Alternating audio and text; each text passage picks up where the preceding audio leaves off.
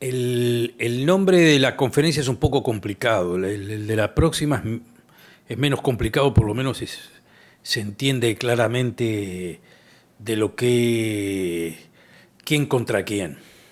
Como se puede decirlo tan sencillo, ¿no? Más o menos uno puede entender, bueno, Israel, Trump, la nueva coalición sunita en el mundo árabe, en fin, son, digamos, problemas técnicos de relaciones internacionales y de relaciones y regionales. El tema de hoy llama preguntas, es decir, o sea, la primera pregunta que podría hacerse claramente es a qué me refiero. Es decir, bueno, ¿cuál es el asunto este de Israel como modelo judío, democrático, liberal? Eh, ¿Quién tenía problema con eso? ¿Por qué no tiene problema con eso ahora? ¿De qué fue ejemplo? ¿De qué es ejemplo? ¿Por qué no fue ejemplo antes? Hay toda una cantidad de preguntas que tienen relación con el carácter, las características de Estado que tiene Israel, ¿no? Y la verdad que venía pensando en eso hacía días de cómo podía comenzar esto, pero la verdad que los acontecimientos en Israel me ayudan, o sea, no ayudan a Israel, pero me ayudan a mí como para poder reflexionar sobre lo que tengo que decir. Como ustedes saben, lo que sucedió en los últimos días es algo que entre nosotros, entre Iden, entre judíos, no tiene nada que ver con árabes, no tiene que ver con nada. Este, Hubo una decisión del gabinete de Israel de suprimir una decisión que había tomado antes con respecto a parcelas de rezo dentro del Muro de los Lamentos, el Kotel Amaraví. ¿Eh? Eso es lo que sucedió. ¿Qué quería decir? ¿Qué es lo que había pasado antes?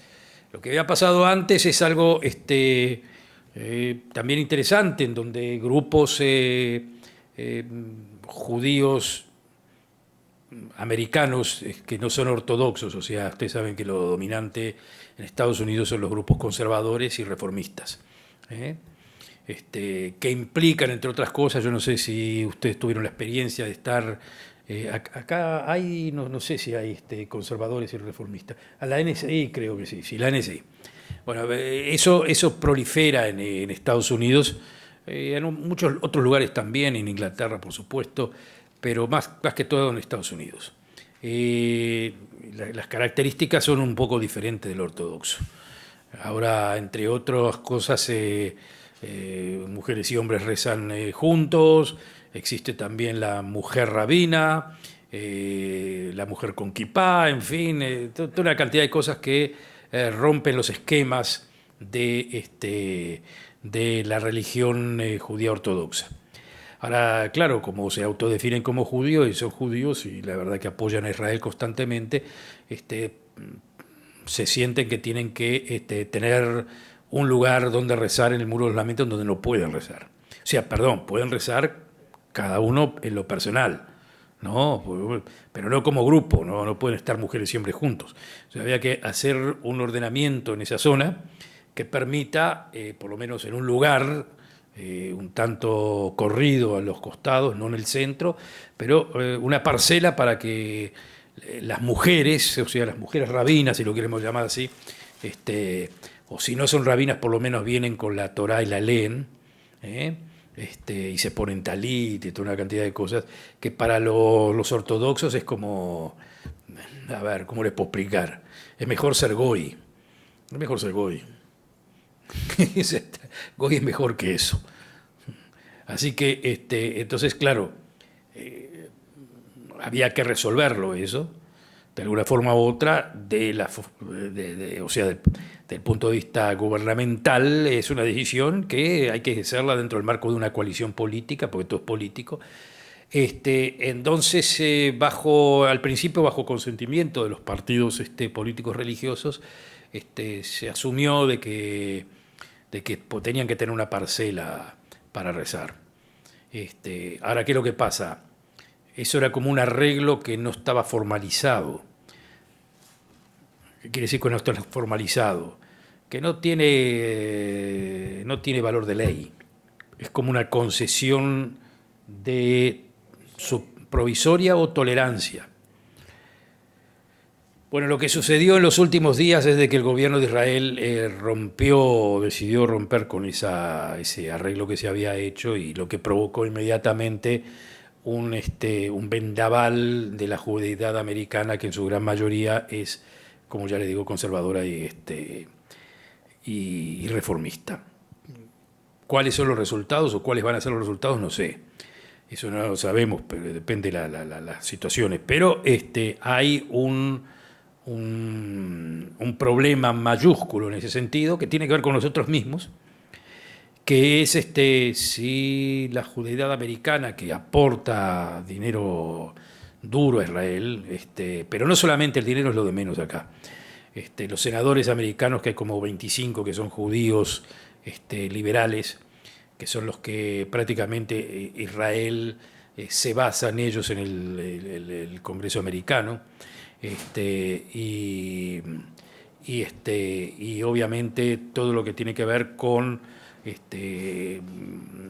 apoyo social, digamos, grupos sociales y grupos de acá, grupos allá, o sea, en definitiva, toda esa gente es el apoyo sionista que necesitamos también para la lucha contra el BDS, ¿no? Contra el BDS, contra todos los grupos que quieren boicotear a Israel, en fin, etcétera, etcétera. Estos judíos liberales son los que están atrás de Israel permanentemente.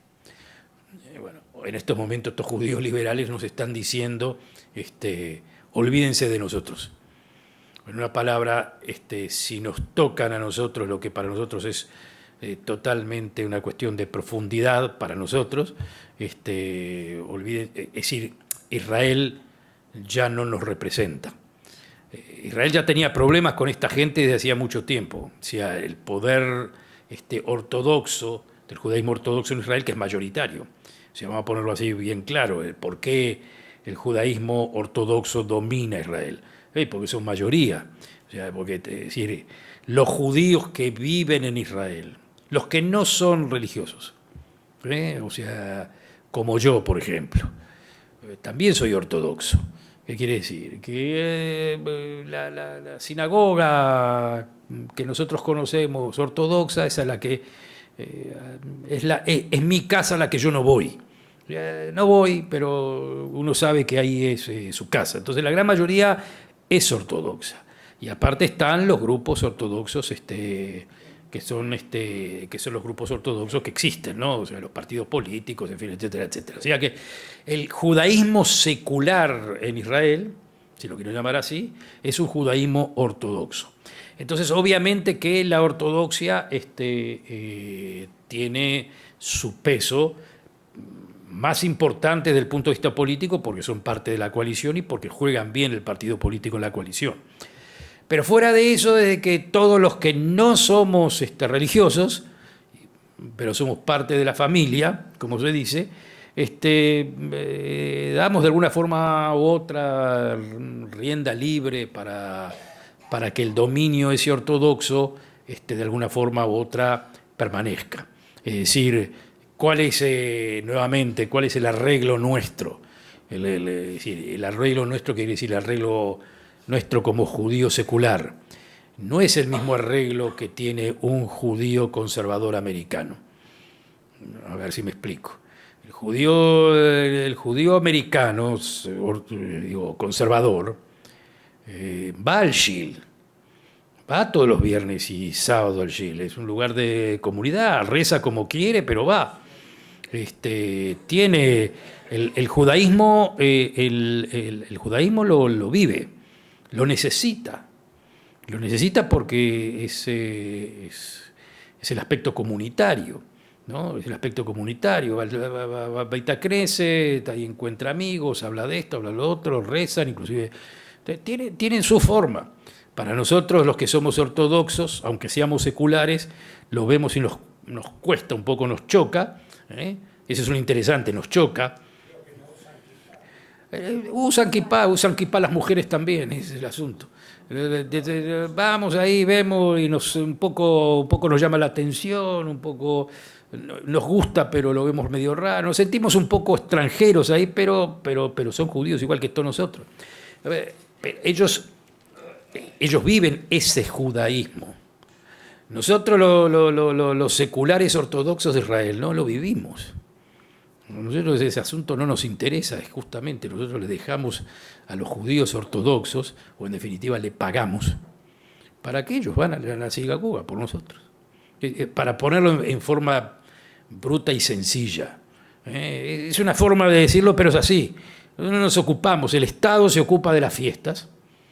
O sea, me hace recordar el Estado que mañana es Rosh Hashanah, pasado Yom Kippur, me cierra los caminos para que Yom Kippur yo no tenga que decidir nada. Y bueno, nosotros nos ocupamos de todas las cosas, lo demás, la defensa, la no defensa, esto, lo otro, pero cuestiones de judaísmo al judío secular ortodoxo en Israel le incumbe muy poco. Lo que sí le incumbe, o le empieza a incumbir, o cada vez más ahora, antes no, pero ahora ya un poco sí, es el poder político de los partidos religiosos. Ahí sí ya empieza la cosa a funcionar un poco, digamos, si lo quieren llamar, o la cosa empieza a funcionar no funcionando. Eso es lo que empieza a provocar. O sea, ¿qué es lo que empieza a provocar? Bueno, si hay una decisión de, por ejemplo, cerrar negocios en Tel Aviv los sábados. Tel Aviv es una ciudad como Nueva York, tiene que estar todo abierto, todo absolutamente. Y con todo hay cosas cerradas, pero de alguna forma u otra, tratar de imponer en Tel Aviv cosas así, ya ahí la población secular empieza a pensar en las cuestiones de la religión. Si no pasaba eso, a nadie le interesaba para nada. Y hay otros elementos más que empiezan a tomar cariz también, tanto en el ejército, en la universidad, yo les voy a explicar seguidamente de qué forma, en donde la población secular, moderna, si lo quieren llamar así, empieza a descubrir al judío. Empieza a descubrir al judío. No es que antes no lo conocía, estaba así, pero no causaba problemas. El primer arreglo de los seculares con los judíos, como ustedes saben bien, fue Ben Gurión, ¿no? Ben Gurión hizo el primer arreglo. ¿Qué quiere decir el primer arreglo? El primer arreglo fue cuando le vinieron a este buen señor Ben Gurión a explicarle de que habían unos judíos que habían sido destrozados en la Shoah y que había que darles un marco determinado para reconstruir su vida. Como ustedes saben, Ben Gurión era muy secular.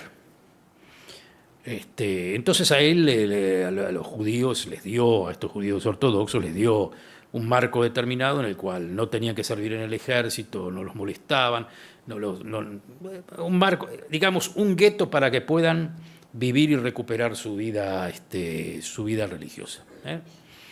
Pero aparte de eso, Ben Gurión tenía también tenía ciertas pautas de que el Estado para existir tenía que tener una cierta base espiritual judía. Una base espiritual judía. ¿Qué quería decir una base espiritual judía? Bueno, no quedaba del todo claro, porque si uno lo veía a Ben Gurión o uno analizaba a Ben Gurión y a sus compañeros de lucha, no eran exactamente judíos que intentaban respetar la vida comunitaria judía o hacer de Israel algo que tenga que ver con el judaísmo. Es decir, vamos a ser claros al respecto. El sionismo fue una rebelión contra el judaísmo. Una rebelión contra el judaísmo o una reinterpretación del judaísmo para hacer del judaísmo algo que fuese algo bastante diferente. Es decir, el judaísmo de Ben Gurión no era judaísmo, era volver a la Mikra, era volver volver a las fuentes y obviar 2000 años. No es que los obviaba, pero es como diciendo, está bien, no necesito rabinos que me vengan a interpretar, digamos, la recuperación de la vida de esta zona territorial. El soldado israelí recupera Bar Kokhba, recupera los macabeos, esa es la conexión. O sea, la conexión de Ben Gurión con el judaísmo, más que con judaísmo, era una conexión arqueológica. Era excavar la tierra y descubrir las fuentes. Eso era puro nacionalismo. Y con todo, cuando muchos se adentraron dentro de la concepción esa, le decían a Ben Gurión, pero ya que estás en esto, vamos a hacer algo que conviene. Vamos a desconectar a Israel del judaísmo. Vamos a desconectar. Vamos a hacer esto es el pueblo hebreo. Bien, el pueblo hebreo es pueblo y acá entran judíos, pero también pueden entrar de cierta forma gente autóctona de la tierra esta, como árabes, en fin. Es una nacionalidad. Hay que desconectarlo esto. Y Ben Gurión dijo no, de ninguna forma.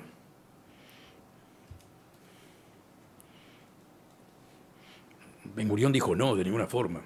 O sea que de cualquier forma cuando le dijeron, mirá, desconectá, pero ¿qué decir? Desconectá porque lo veían a él como que estaba en otra. Desconectá, no desconectamos. ¿Por qué no desconectamos? Porque el judaísmo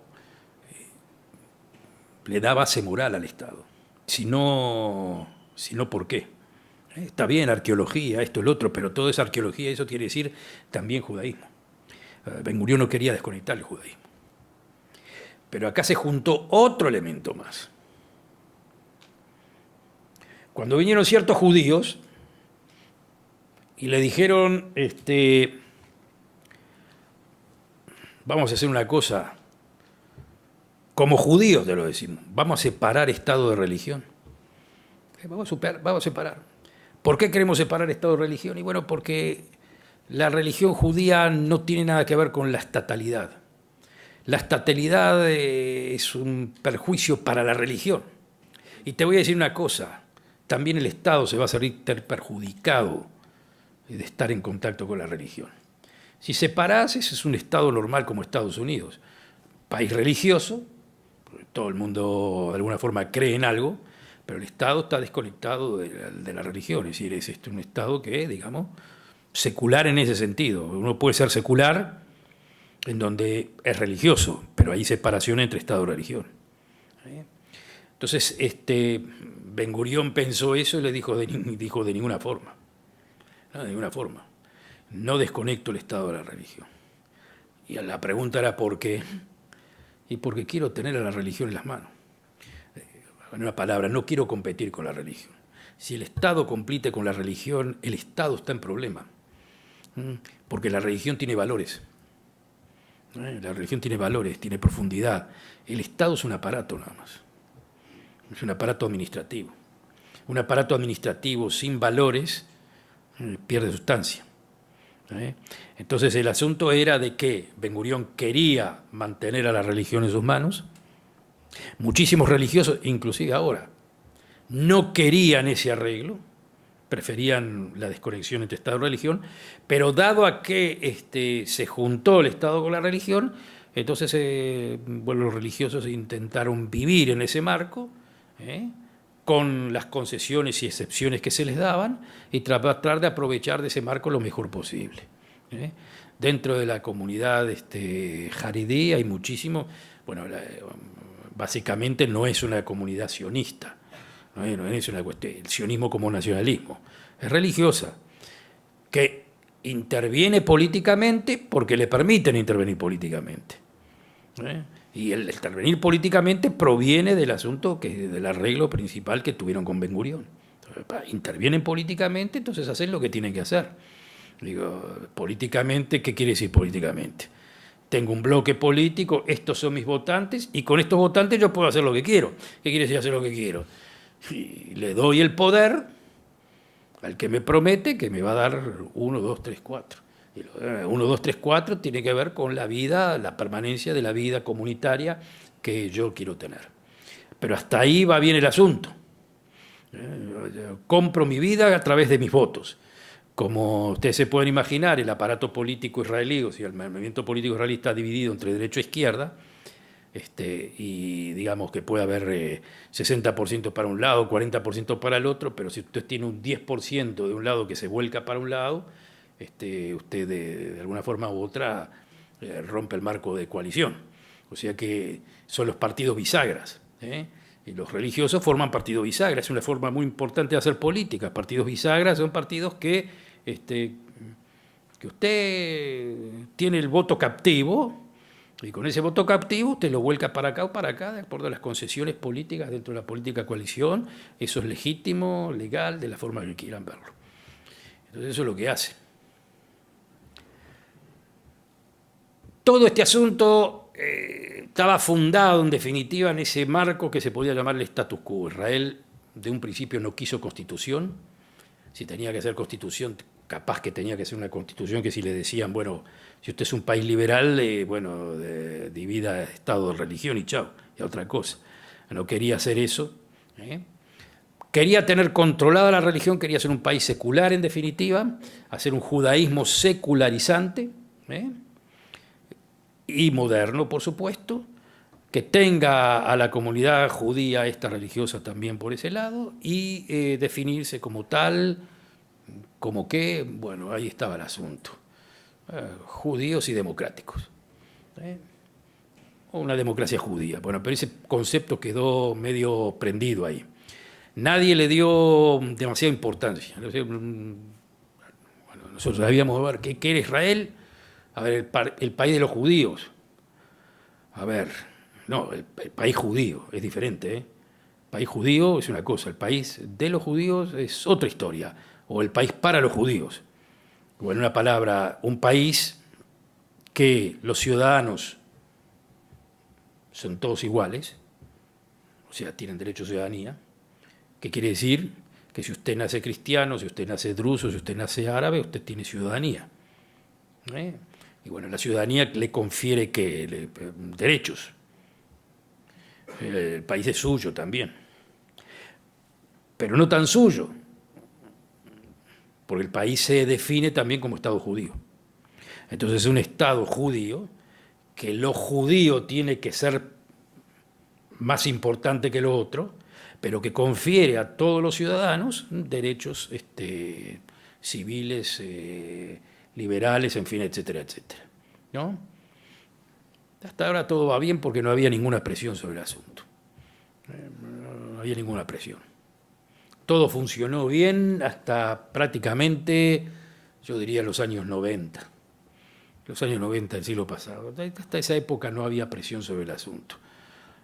Inclusive en los debates que tuvimos con los palestinos, no había una exigencia hacia los palestinos de que reconozcan algo muy claro que era el Estado judío. Decía, bueno, a ver, un momentito, ¿hacemos paz entre quién? Un futuro Estado palestino y el Israel. Entendido que Israel es el Estado judío, pero bueno, no hay que pedirle que lo acepten. Aceptan a Israel, bueno, seguro, ahí se terminó el asunto. Que los palestinos no tenían ningún problema con eso. No tenían problema. Claro, los palestinos entendían algo también interesante. Nosotros no tenemos problema con Israel. Israel puede ser hoy un Estado judío, mañana puede dejar de ser Estado judío, todo depende de su demografía. Entonces, ¿para qué aceptar al Estado judío? Nosotros no aceptamos ningún Estado judío, aceptamos a Israel.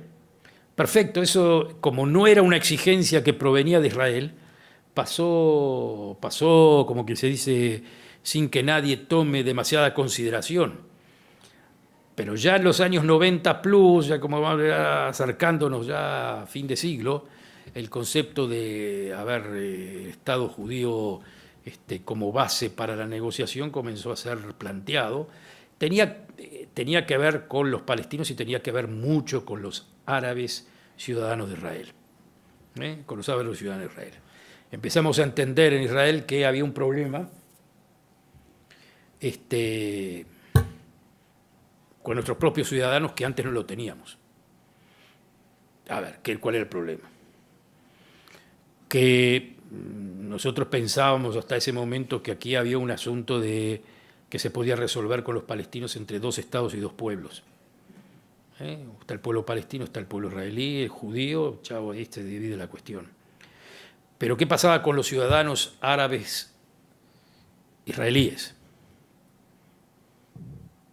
Bueno, ellos encontraron una fórmula muy interesante que fueron haciéndola progresiva con el tiempo. Nosotros somos israelíes, palestinos. Pero no puede ser, es palestino o israelí. No. Pertenecemos al pueblo palestino, pero somos ciudadanos israelíes y como ciudadanos israelíes exigimos todo lo que nos corresponde. Yo no puedo decir, bueno, pero usted juega un papel de traidor. No, de una forma, no juego ningún papel de traidor. Yo pertenezco al pueblo palestino, o sea, soy palestino de pueblo, de nacionalidad, y mi ciudadanía es la ciudadanía israelí. Y soy muy proud, como se dice, me siento muy orgulloso de ser israelí. O sea, mi pasaporte israelí lo llevo a todos lados, porque este es un Estado democrático. Entonces ahí empezó el asunto, bueno, sí, es democrático, pero aparte es judío. Bueno, sí, está, porque judío por ahora. Depende, bueno, si ustedes son 80%, yo soy 20%, está bien, pero va a saber lo que pasa. Capaz que mañana, no sé, nosotros tenemos más hijos o esto y lo otro. Igual el partido no se termina mañana, sigue. O sea que nadie puede cerrar el asunto de que Israel es Estado judío. Si mañana hay 50%, estamos entre otra historia. Entonces ahí empezó el asunto del lado israelí a decir, no, momentito. De repente nos hicimos todos judíos. El Estado es judío. El Estado judío, hay que entender que este es el Estado judío. Entonces empezó el debate sobre el Estado judío democrático, o democrático judío. Ahora, ese era un tema, como ya les digo, que empezó a entrar en los candeleros y a mucha gente que dijo, no, sacalo de ahí, no, vamos a no discutir de esto, ¿para qué complicarse sobre cosas que no vale la pena complicarse? Pero era un tema que estaba en el candelero hacía mucho tiempo. Era un problema que ya estaba en el candelero mucho tiempo. Es decir, estaban más o menos en medios intelectuales. Para decirlo es claro, había muchísima gente, especialmente profesores en el mundo anglosajón, que eran muy liberales. El pensamiento liberal anglosajón, que por lo general esos liberales no saben lo que hacer con el asunto del nacionalismo, no lo entienden muy claro, no lo quieren entender, un poco no les importa y otro poco lo aceptan, pero tienen problema con ese debate sobre el nacionalismo. Para ellos el liberalismo no tiene mucho que ver con el nacionalismo. Ahora, muchos de estos profesores eran también judíos y les atraía y les gustaba la epopeya de Israel, o sea que tenían que de alguna forma u otra hacer una... No me gusta el nacionalismo, pero lo de Israel es algo interesante. A mí me siento muy orgulloso de lo que hace esta gente. Era un poco sentirme orgulloso por un lado, pero por el otro lado algo que no es exactamente lo que me sienta a mí en materia de cómo tiene que vivir un Estado. Entonces, ¿cuál era la explicación? ¿Qué era la explicación? ¿Cómo se sentían ellos bien consigo mismos? Con lo que ustedes entienden, por las mismas razones que durante los años 50 y 60 partidos socialistas en el mundo veían bien Israel, el Partido Socialista Francés y el Labour y los otros y los demás allá, todos de alguna forma tenían simpatía a Israel. Hoy parece ser una cosa como que de la prehistoria, hoy no se comprende eso. ¿Pero por qué era? Porque, bueno, pobre gente, sufrió lo que no sufrió nadie, revivió, luchó, los galardonamos por esa lucha, han sabido ser valientes y se merecen un premio. O sea, el premio es, tengo que ser tolerante hacia ellos. Es decir, el Estado judío, este asunto de un Estado judío no me cae demasiado bien, pero hay que ser tolerante hacia ellos. ¿eh? Hay que ser tolerante, se lo merece. No me suena bien, eso de un principio. Los británicos nunca les gustó la idea del Estado judío, a pesar de haber hecho concesiones, en fin. Repito, ¿cómo eran las concesiones? Vienen estos señores judíos y me piden y me dicen, a cambio de esto, a cambio de lo otro. Bueno, está bien, Balfour. Después la Guerra Mundial. Y después de la Guerra Mundial trato de que no, pero no puedo decirles que no. Y así sucesivamente. Y después la epopeya de Israel, que le dio mucha vitalidad en cantidad de gente que entendía, esta gente realmente es gente que tiene pasión y nos da un ejemplo de cómo puede funcionar una cosa así, pero básicamente la idea esa del Estado judío no nos resulta. Y siempre la pregunta es, che, ¿cómo se comportan con los que no son judíos? Ese es el asunto. No, ningún problema, está todo bien. Ah, bueno, está todo bien, está todo. O sea, todo era condicionado. ¿Cómo se comportan con los judíos? Y por favor, no hagan demasiadas guerras, pórtense bien con todo el mundo. Es decir, de ahí surge el concepto ese de que nos ven como éticamente superiores. O sea, ustedes tienen que portarse mejor que otros. Tienen que portarse mejor que otros. Como diciendo, el nacimiento de ustedes es medio truculento, que uno puede decir, bueno, todos los estados son truculentos, pero bueno, los estados otros siglos atrás, o esto, el otro, ustedes son acá nuevitos, mitad del siglo XX, en fin, está todo bien, pórtense bien.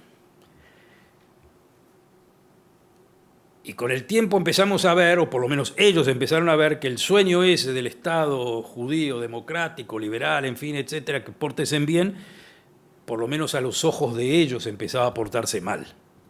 Y eso empezó a darse fundamentalmente después de la Guerra de los 6 días. La Guerra de los 6 días fue la panacea, ahí fue cuando todo el mundo aplaudía a Israel y la había transformado a Israel en lo máximo que podía hacer.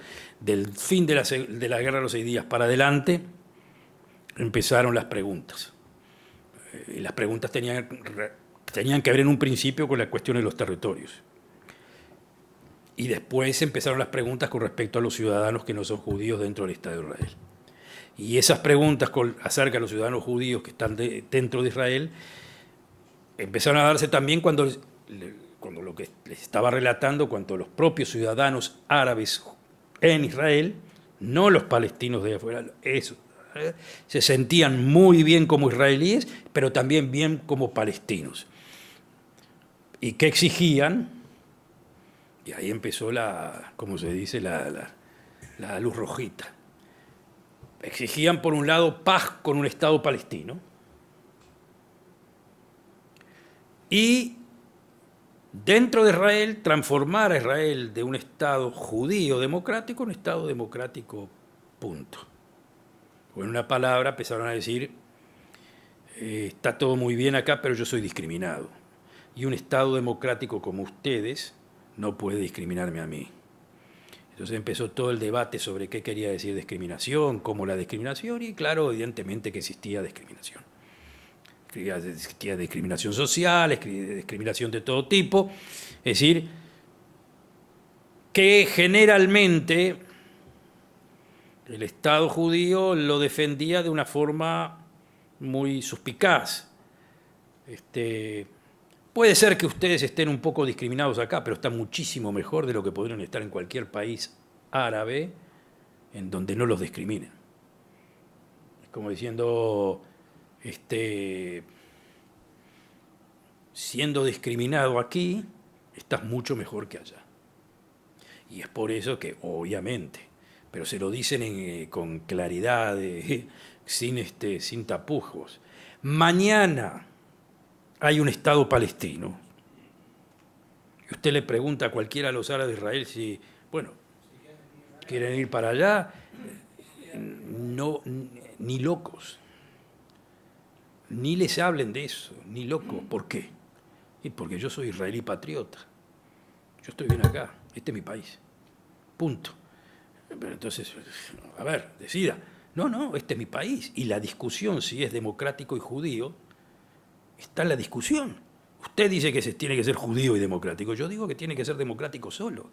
Pero ¿tengo derecho a discutir o no tengo derecho? ¿Me permite usted el derecho a discutir? Bueno, sí, no tengo más remedio que permitirle el derecho a discutir. Usted puede decir, bueno, entonces lo que hago. Lo planteo, tengo un partido político, somos 8 bancas, 7 bancas, 10 bancas, bueno, lo que sea. También, la misma forma que hacen los árabes, la misma forma hacemos nosotros. Perdón, la misma forma que hacen los religiosos judíos, la misma forma hacemos nosotros.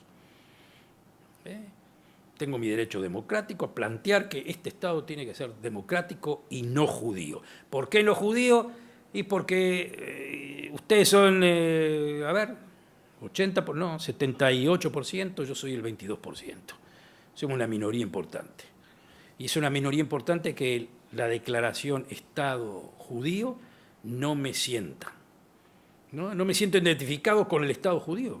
Quiero sentirme identificado, quiero sentir orgulloso de ser este Estado, como estoy acá, todo fenómeno, pero no me ponga usted ni la bandera con el Maguen David, ni esto y lo otro, y a otra cosa.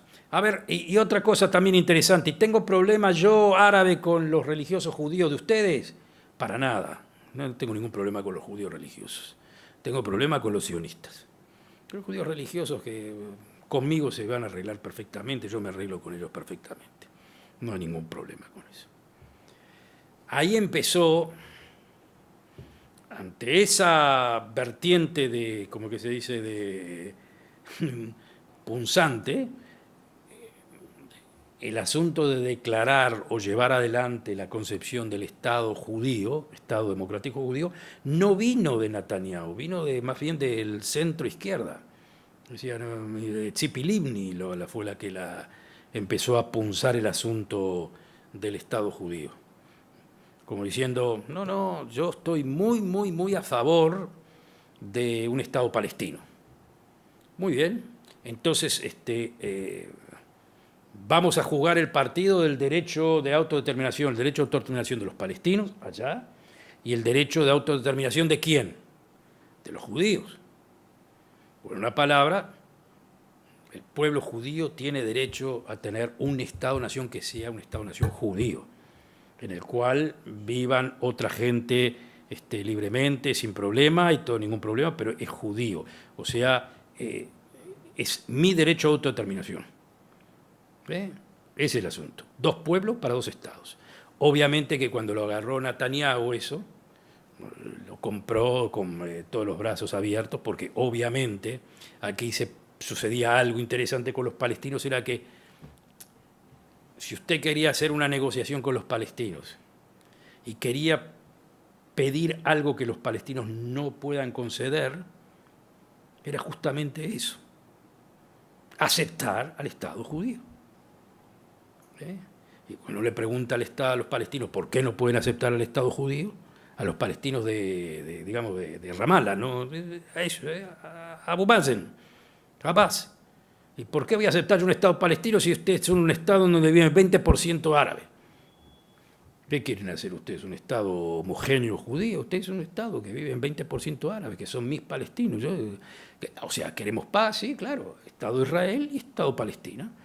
Entonces, claro, el Estado palestino de él, aparentemente no está del todo claro, pero el Estado palestino de él es un Estado palestino sin judíos. Porque los judíos que están acá son colonizadores.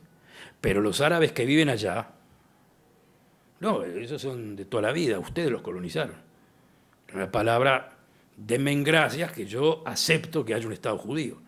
Obviamente que eso a Israel le viene de perilla también, es como para decir, bueno, se dan cuenta que con los palestinos no se puede hacer ningún arreglo.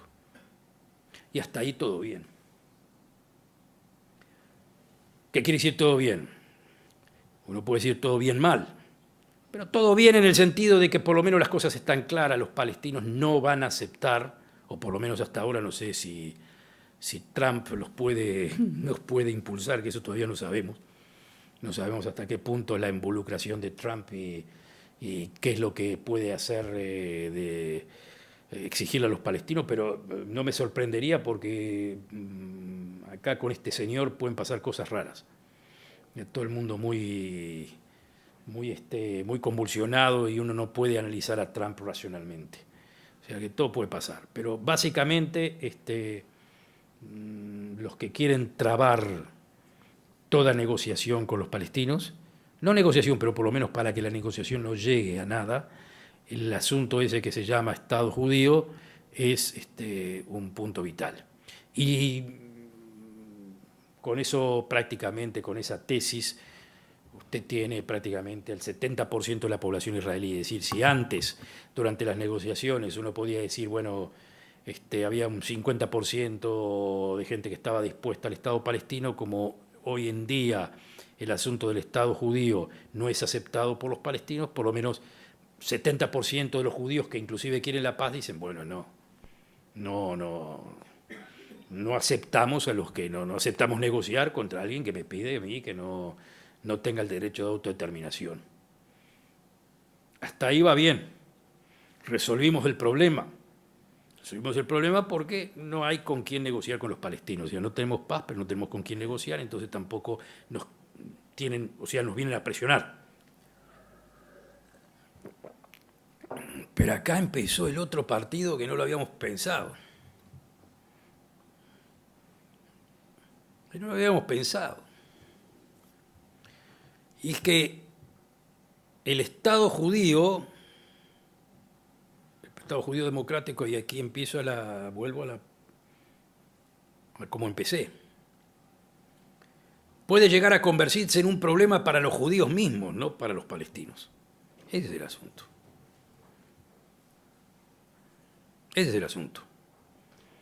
Cuando uno determina el Estado es judío, Estado democrático y judío, por orden de cosas, lo judío quiere decir lo ortodoxo. En una palabra se le da el peso al rabinato nacional. Y cuando el rabinato nacional jugaba al partido de los seculares estaba todo bien. Pero cuando el rabinato nacional al peso de los religiosos nacionales y al peso de los religiosos ortodoxos no nacionales, es decir, los religiosos nacionales son los modernos, los de la kipá, pero que son o sea, son los colonizadores, son los que tienen el concepto de la tierra de Israel toda mía y ahí se acabó. Ellos son unos. Y los otros son los que no tienen nada que ver con tierra de Israel y les importa nada, pero es el judaísmo comunitario, a ellos les importa conservar su comunidad, pero a su vez de conservar su comunidad, como se expande la comunidad, entonces tienen más necesidad de lugares en los cuales vivir, y vivir para ellos significa que yo no exactamente viva como yo quiero. Con una palabra, pues sí, depende, ¿no? Pero sí, digamos que si el barrio se transforma en un barrio mixto, obviamente que te vienen a pedir, bueno, mirá, no andes en coche los viernes, mirá que hace ruido, respetame. Bueno, estas cosas se están dando ahora constantemente en algo que los seculares lo empiezan a sentir. Vas en el avión y por favor no te puedes sentar aquí porque aquí se quiere sentar o tiene el asiento un señor religioso y bueno, usted es mujer y bueno, usted sabe, ¿qué le importa? Siéntese en otro asiento de aquí. Bueno, ahí empieza, uno, después viene más. En el ejército, por ejemplo, que bueno, si hay una festividad, coro de chicas, soldadas, no, por favor, eso no. ¿Por qué no? Bueno, respétenme, a mí me molesta. O sea, respétenme, a mí me molesta, bueno, si a mí me molesta, entonces sean un poco tolerantes. Bueno, muy bien. Después empezó el asunto en la universidad, un debate en la universidad de primerísima línea. Nosotros estamos pidiendo, todo el país está pidiendo por años que los religiosos ortodoxos salgan al mercado de trabajo, que vayan al mercado de trabajo. Yo no soy de los que quiero eso, pero es cierto que si salen al mercado de trabajo, pagan impuestos, en fin, etcétera, etcétera, la economía progresa. Generalmente las mujeres religiosas trabajan y son tremendamente eficientes, especialmente en alta tecnología. Ahora, en alta tecnología privada, si una chica religiosa es muy eficiente y trabaja muy bien, se le pone una especie de lugar en donde no tenga que estar en contacto con hombres. Pero ese es un negocio privado mío, entonces el negocio privado mío yo hago el cálculo de lo que puedo hacer y no puedo hacer, y bueno, si me sirve, otra cosa. Pero ¿qué pasa en el marco, ¿cómo se dice? La esfera pública, el marco público? La universidad es un marco público, entonces ¿qué pasa? De repente vienen Haridim, vienen religiosos y piden, bueno, nosotros la verdad que queremos empezar a estudiar.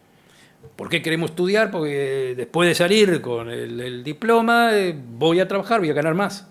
Y la verdad que yo quiero ya empezar a ganar. Muy bien. Entonces, tenemos una exigencia.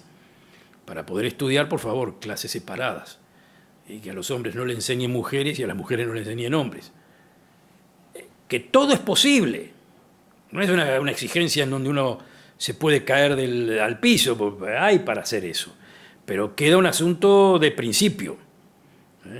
No es algo, miren que no es algo que es solamente Israel con sus judíos religiosos, es algo que se está dando también en muchos debates en las universidades, las universidades americanas e inglesas.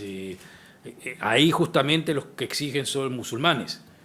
Pero en las universidades de Inglaterra ya de alguna forma u otra los bloquearon. ¿Qué era lo que pasaba? Era algo sencillo. Acá están sentados en una clase, ¿no? Automáticamente, si venía a hablar alguien que invitado, las mujeres se sentaban acá, los hombres se sentaban ahí. Cuando empezaron a ver eso, dijeron, bueno, ¿y esto por qué? Y bueno, porque así queremos.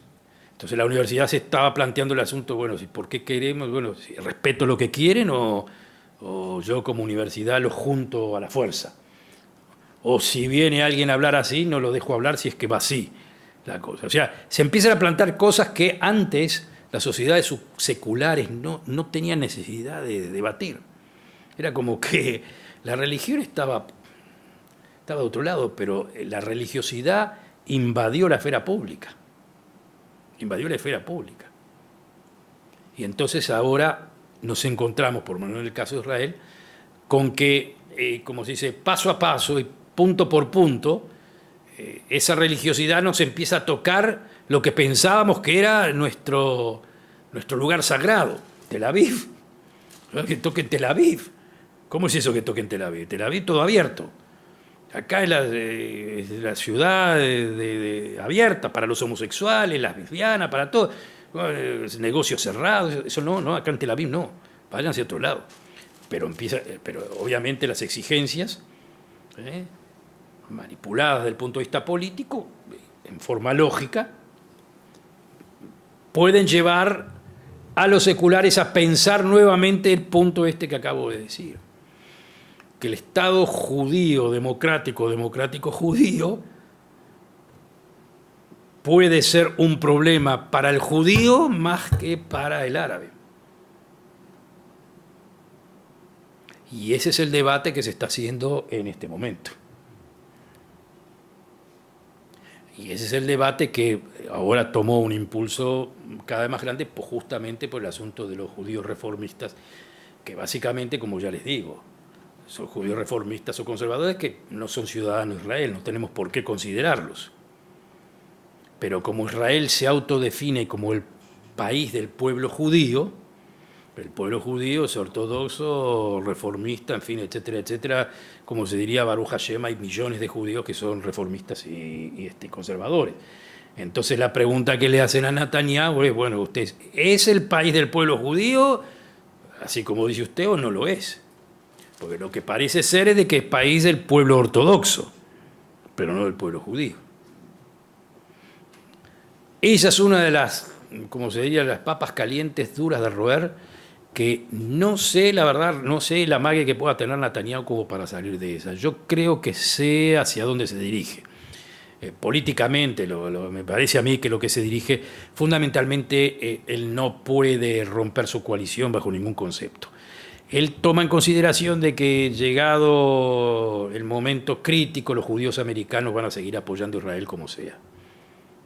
Es decir, vamos a dejar que lloren un poco y esto y lo otro y me insulten un poco, pero llegado el momento los judíos americanos van a seguir apoyando a Israel como sea. El momento que haya el conflicto con Irán o con esto, haya guerra, y antes los necesitamos. Y puede ser que no los necesitemos tanto. ¿Por qué no los necesitamos tanto? Y bueno, porque Israel de cualquier forma ya no necesita tanto el dinero de ellos. Siempre dinero cae bien, pero no es tan importante, porque Israel es un país rico, fuerte, en fin, etcétera, etcétera. O sea que se pueden obviar. Y el apoyo, bueno, sí, el apoyo es muy importante, pero llegado el momento donde, digamos, donde lo importante esté ahí sobre la mesa, probablemente los judíos americanos, los senadores americanos, ellos apoyen a Israel de cualquier forma. Yo no estoy tan seguro, ¿eh? No estoy tan seguro. Yo creo que el quiebre que hay en estos momentos con la judeidad americana, que ya se venía dando de hace tiempo, yo creo que llegó a su punto más radical.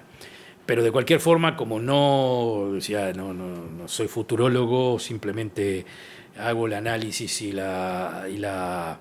tomo en consideración, digamos, las opciones que se están dando. No se puede saber cuál es el momento de urgencia, en qué momento va a surgir, cómo va a funcionar, en fin, etcétera, etcétera. Pero es cierto, por otra parte, de que, como ya les digo, los propios judíos seculares ortodoxos en Israel, o sea, nuevamente judío ortodoxo secular, puedan sí unir fuerzas con los judíos americanos en este caso. Yo soy ortodoxo no observante, no observante, no observante. Sí. Pero así como te lo explico, es como diciendo, bueno, pero si voy a hacer, yo qué sé, la bar mitzvah, bueno, la hago acá. ¿Y por qué? Yo qué sé, mi abuelo, no sé, mi padre. Tradicionalista, una forma así, decirlo así, qué sé yo. Es una forma en que sé que se festeja Pesaj. Perfecto. No entiendo nada, pero a lo que voy. No entiendo nada. Y lo más interesante del asunto, ni siquiera quiero entender. No me importa. Es el asunto, pero ese es un asunto muy, miren que es un asunto muy israelí. Es decir, muy israelí. El padre, los hijos van a la escuela, yo sé que ahí van a recibir la educación, yo no me meto, ahí les van a enseñar todo lo que tienen que enseñar, yo confío en los maestros, después llega la bar mitzvah, yo confío en el rab, es decir, este es el rab, está bien, hacé, yo pago, vos hacé. Ese es el asunto. El judío conservador y reformista es país, hace, está todo el día en la cuestión a su forma. Y es por eso que crea tanto problema, por eso que el rab ortodoxo, el rab, me prefiere a mí. Yo no me meto en la vida de él. Pero con el otro sí tiene problema. Los judíos les ha ido tan bien con la ilustración,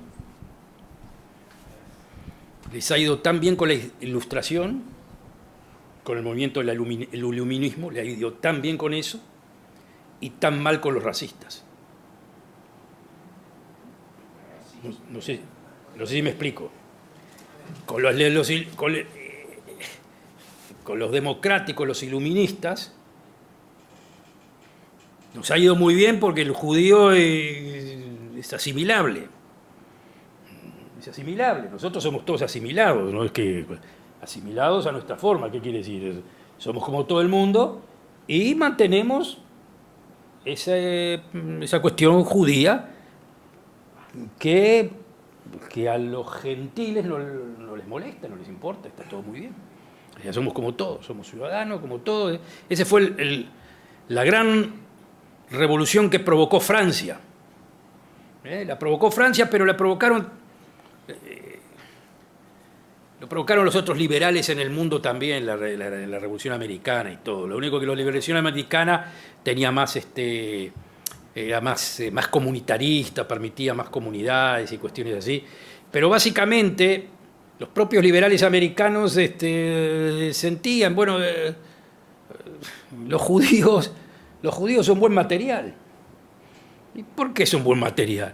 Y porque, mire, les dimos liberalismo y enseguida entraron por enseguida les gustó el asunto, y universidad, y acá y allá, iban al ejército, iban acá. En una palabra, existía un problema en una época, un problema judío, pero era porque estaban los reyes, estaba el catolicismo, estaba esto, estaba lo otro.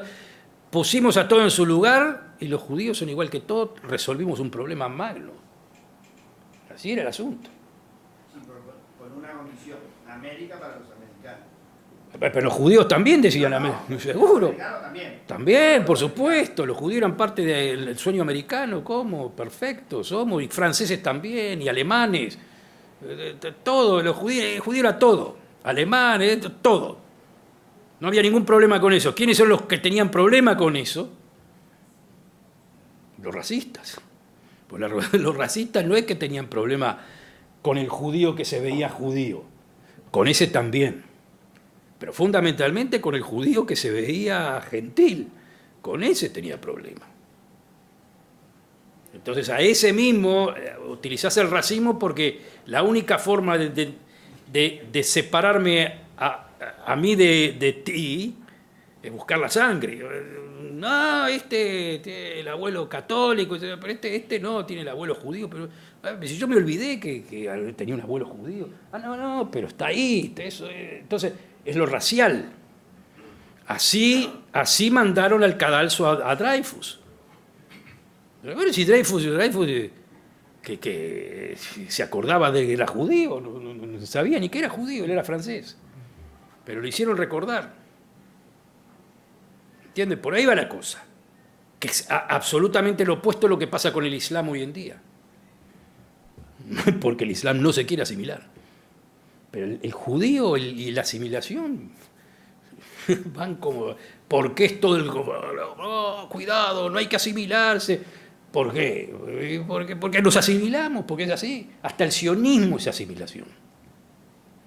¿Qué es el sionismo? Es ser un Estado como todos los Estados y verse igual que todos los Estados. Lo llamamos judío, pero es Estado igual que todos. Nos vestimos igual, funcionamos igual, todo igualito. Un Estado como todos los Estados. Ahí está el detalle. Todos sabemos de que la razón de ser del Estado de Israel, eso lo sabemos tanto judíos como no judíos, es de que sea un Estado judío. Claro. Como que está en la tapa del libro, es obvio. Ahora, hasta tanto yo sé, por ejemplo, los primeros tiempos, gente como Ben Gurión, que yo sepa, no puso eso como condición para, digamos, que haya, digamos, un acuerdo con el otro lado.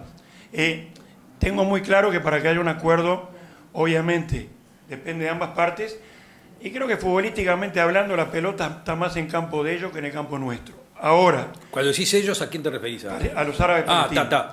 Ahora, también creo que si queremos un acuerdo y queremos la paz, tenemos que buscar allanar los obstáculos de todos lados, tanto de un lado como del lado nuestro. Ahora, tu opinión, el hecho de poner algo tan obvio como que esto es un Estado judío, que vuelvo a decir, hasta tanto yo sé, no recuerdo que gente como Ben Gurión y los primeros Mapayniks los hayan pedido esto como condición para... es algo, digamos, que es imprescindible. Espero que se me entienda. Es obvio que tiene que ser un Estado judío, es la razón de ser. Pero ponerlo como condición, como requisito, ¿es imprescindible o simplemente es como un obstáculo que queremos poner para que, digamos, no se llegue a un acuerdo? Es como decir, mira, es un obstáculo Pero yo poniéndome... yo también, yo estoy muy a favor de poner ese obstáculo. Por ejemplo, yo estoy a favor de poner... Es decir, a mí me da sospecha que el otro lado no me quiera aceptar como Estado judío. Ahora, acá es como es un doble juego. Por un lado, te lo impongo a vos. Pero por adentro, digo, esto es un problema para mí. No es un problema para vos, es un problema para mí. Es un artículo que salió en el diario muy interesante de Sternel que le decía a los palestinos, pero déjense de embromar, acepten el Estado judío de una perra vez, que es un problema para los judíos, no es un problema para ustedes. En el momento que acepten el Estado judío, los que se van a ensartar en ese juego van a ser los judíos mismos. Ese es un problema que nos va a enloquecer. Es lo que le decía.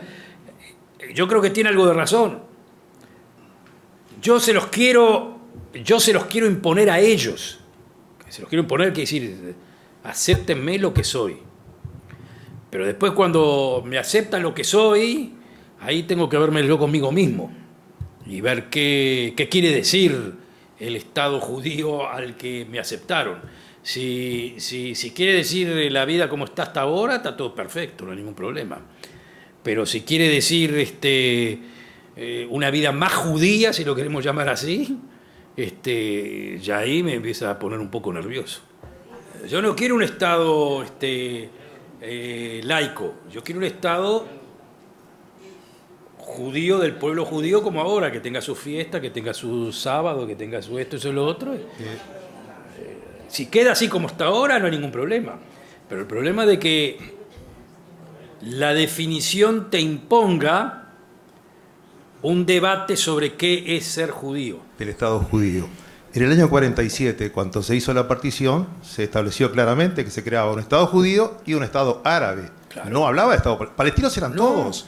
Eran palestinos los árabes y palestinos los judíos. Exacto. Me parece que los árabes con mucha habilidad se asignaron el título de palestinos como que ellos fueran los únicos palestinos. Totalmente. Eso es... Totalmente. Así que para mí es importante que Israel sea un Estado judío. Ahora, con el otro tema que tú planteabas de que se transforme en algo ortodoxo, yo pienso que la gran mayoría de los judíos son seculares. Y si se unen los partidos políticos, lo que pasa es que hay diferencias entre el Likud y el cambio sionista, pero si se unieran, o sea, ellos predominan. Incluso hace pocos años hubo un gobierno que no fue religioso cuando estuvo Yair Lapid, claro, y ahí pueden perfectamente establecer las bases de... Bueno, yo estoy exactamente en eso. Yo estoy tratando de fundar un bloque secular. Justamente. El precio que se paga con eso, el precio que tenemos que pagar con eso es romper la división derecha-izquierda. Es decir, sencillo. Es la única forma. O sea, ¿por qué puede pasar eso? En parte por lo que tú acabas de decir. Si un arreglo de paz con los palestinos ya me es menos importante, por las razones que sea, por las razones de que no hay con quién hablar o no hay posibilidad, o te voy a decir otra cosa más también. No sé si los palestinos están tan interesados. Entonces es como un status quo. Entonces ya no se necesita tanto, ya no era la época de los años 90, que era lo que se llamaba la window of opportunities, que vos tenías, el mundo está ahora para hacer paz. Y bueno, se puede. No existe la Unión Soviética, esto, lo otro, estamos cómodos. Se puede resolver este problema y la paz, y la paz, y la paz, y la paz, y la paz, y la paz. El sentido de la paz un poco perdió el sentido. Entonces, después con el tiempo se pasó al asunto de, esa paz capaz que no va a ser, vamos a ver si puede funcionar esto de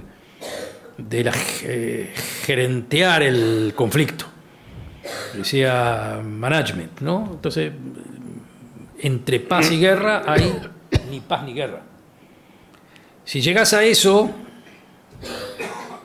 y le tenés fe a eso por un tiempo largo, entonces te podés ocupar de de fundar un bloque secular fuerte, judío, pero bajo una interpretación del judaísmo que sea una interpretación popular, cultural. En una palabra, por supuesto que el sábado sea el Shabbat, no el domingo. Por supuesto que la bandera sea esta y la otra, y los símbolos, y Yom Kippur, y todo bárbaro, todo eso está todo perfecto, eso no hay ningún problema, pero ahí queda. Y obviamente que se le pueda dar participación al reformistas y a eso y lo otro, que son también parte integral. En un judaísmo estatal se les tiene que dar parte a ellos también.